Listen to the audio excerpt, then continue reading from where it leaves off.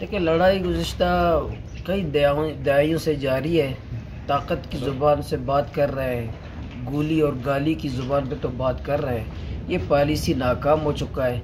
अफ़गानिस्तान में अमेरिका अपने 40 ममालिक के साथ आया था कि मैं बमबारी के ज़रिए ताकत की ज़ुबान पर बात करूँगा। अमेरिका नाकाम हो चुका है। इसलिए अमेरिका का शिकस्त अफ़गानिस्तान में इस बात की दलील है कि ताकत कलाशनकोव नाकाम हो चुका है। मुज़ाकरात ही वाहिद हल है। इसलिए बलूचिस्तान में मुज़ाकरात किए जाएँ, बातचीत की जाए, शुरू से आखिर तक बातचीत ऑप्शन है। तो लेकिन ये कि अगर हुकूमत चाहती है कि जंग तो गुज़िश्ता मुशर्रफ साहब ने भी बमबारी की, भुट्टो साहब ने भी बमबारी की, कत्लेआम किया, मरी मैंगलों को मारा, नौजवानों को मारा, मशक़शुदा लाशें गिरी। तो इसका अंजाम आज भी है। आज भी सबक सीखने के बजाय फिर भी वही ताकत और घुमंड और तकब्बुर और गुरूर की पॉलिसी, ये बलूचिस्तान के मफाद में नहीं है।